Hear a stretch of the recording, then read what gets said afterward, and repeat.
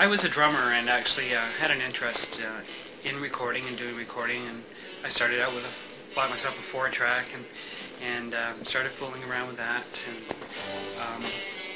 I started getting more and more equipment that I thought I could do a better job with. I started to write songs too, record my own songs, and I don't know, one day I woke up and thought, gee, I got a lot of equipment here now. I wonder if anybody else would like to use this. So I put a little ad in the paper and started getting phone calls, and from there it just grew and grew and grew. Here I am. Can you tell me a little bit about the format of your studio, what kind of service you'd be offering? Well, this is a 16-track or a 24-track studio, and basically what I do is I record bands. It's really my thing, or individuals that like to sing, and I have sort of everything here I need to do a good job doing that.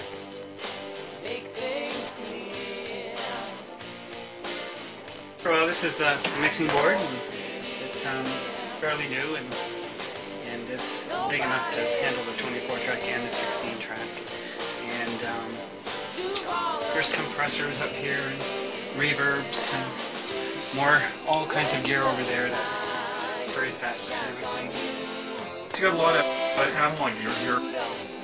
Is that a preference? The world is going digital, but there is still a need for analog. You can get anything about that?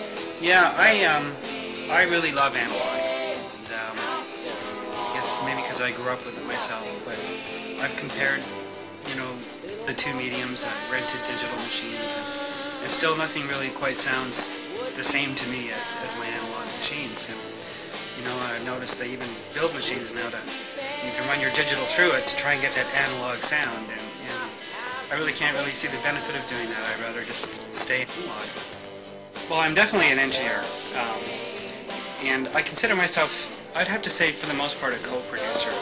I'm usually working with the bands who have a pretty good idea of what they want, and it's my job to get it for them.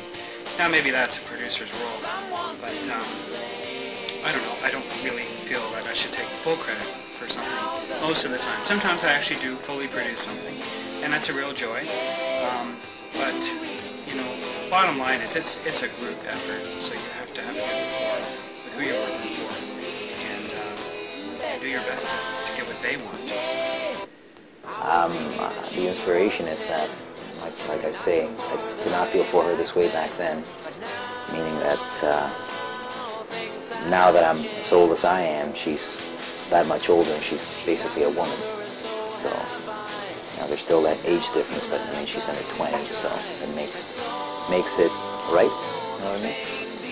What's the game plan with this tune, or are you working on well, yeah, that's what I'm doing. I'm just working on a series of tunes, and hopefully, see where it goes.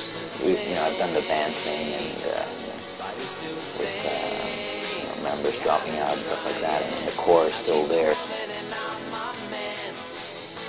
Recommend anybody who wants to get into recording to just do it themselves for the first little while. Just gives you you cut your teeth on the feel of what it's like to hear yourself on tape, and how the process works, the whole multi-tracking stuff. Bands who are used to just playing off the floor kind of thing, not actually recording, may find it a little intimidating, the way the process works.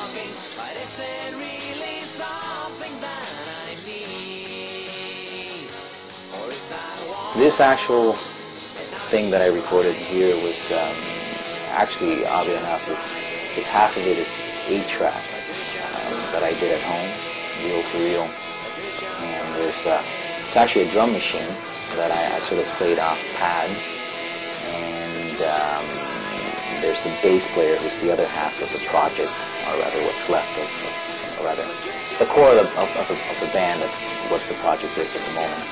And there's just guitars added at home, but I've decided to do all the vocals here because I'm not a master of vocal recording, and I think it's an amazing job.